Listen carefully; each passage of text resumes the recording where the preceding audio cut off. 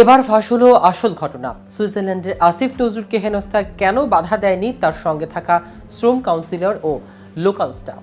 তবে কি তারা এই ঘটনার সঙ্গে সরাসরি জড়িত? উদ্দেশ্য প্রণোদিত এই ঘটনায় বা সরাসরি বরখাস্ত হলেও local staff.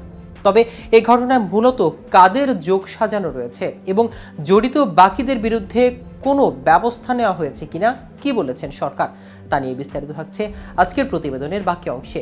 KTV news 24 channel থেকে আপনাদের সাথে আছি আমি মাহমুদ রহমান সিয়া।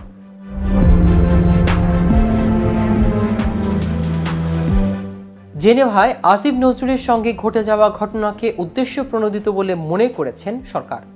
সরকারের গুরুত্বপূর্ণ উপদেষ্টাকে হেনস্থার ঘটনায় দ্রুত সময়ের মধ্যে পদক্ষেপ নিয়েছে পররাষ্ট্র মন্ত্রণালয়।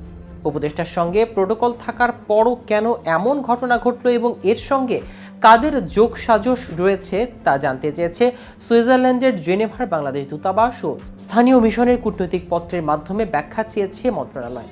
সদর দফতরের কূটনৈতিক পত্র পাওয়ার স্বল্প সময়ের মধ্যে মাঠে নেমে পড়ে মিশন। ইতিমধ্যে তথ্য সংগ্রহ করে ঢাকার প্রতিবেদনে পাঠিয়েছেন জেনেভায় বাংলাদেশ দূতাবাস ও স্থানীয় মিশন। আওয়ামী লীগের আমলে জেনেভা মিশনে নিয়োগ পাওয়া একজন কর্মকর্তা এবং এক লোকাল স্টাফের যোগসূত্র থাকতে পারে বলে প্রতিবেদন পেয়েছে ঢাকা। পররাষ্ট্র মন্ত্রণালয় ও কূটনৈতিক সূত্র জানিয়েছে, মিশনের প্রতিবেদনে আলোকে লেবার কাউন্সিলের মোহাম্মদ কামরুল ইসলামকে স্ট্যান্ড রিলিজ করা হয়েছে। দ্রুত সময়ের মধ্যে তাকে ঢাকায় ফিরতে বলা হয়েছে। আর আওয়ামী লীগের আমলে নিয়োগ পাওয়া লোকাল স্টাফ বাণিজ্য মন্ত্রণালয়ের সাবেক কর্মচারী মিজানের চাকরি বাতিলের সিদ্ধান্ত হয়েছে। আর হেনস্থার ঘটনায় 3 হোতা সুইজারল্যান্ড আওয়ামী লীগের সভাপতি নজরুল ইসলাম জামাদার, সাধারণ সম্পাদক শ্যামল খান এবং ঘাতক দালান নির্মূল কমিটির সুইজারল্যান্ড শাখার আহ্বায়ক খলিলুর রহমান সহ প্রায় সবাইকে শনাক্ত করা হয়েছে।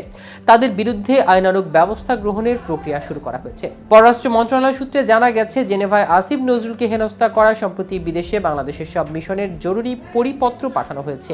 সেই পরিপত্রে 2টি বিষয় সর্বোচ্চ গুরুত্ব দেওয়া হয়েছে।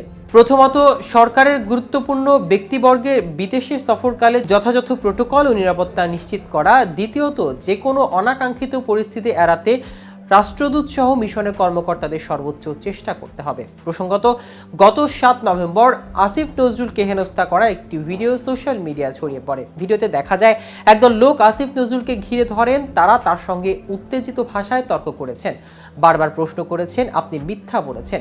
ভিডিওতে শোনা যায় আসিফ নজরুল বলেছেন, আপনি গায়ে হাত দিচ্ছেন কেন? তখন হেনস্থাকারীদের জয় বাংলা জয় বঙ্গবন্ধু স্লোগান দিতে দেখা যায়। আইন উপদেষ্টাকে যখন হেনস্থা করা হয় সে সময় তার সঙ্গে ছিলেন লেবার কাউন্সিলের কামরুল ইসলাম এবং লোকাল স্টাফ মিজান। আসিফ নজরুলকে হেনস্থা করায় যে ভিডিওটি ভাইরাল হয়েছে সেখানে দেখা গেছে তার সঙ্গে থাকা কামরুল বা মিজান কেউই প্রতিবাদ কিংবা উপদেষ্টাকে নিরাপত্তা দেওয়ার চেষ্টাও করেনি। এ নিয়ে খোদ পররাষ্ট্র মন্ত্রণালয়ের কর্মকর্তা হতবাক হয়েছেন।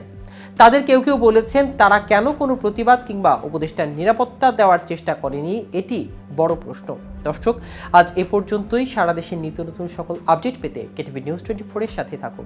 ধন্যবাদ সবাইকে।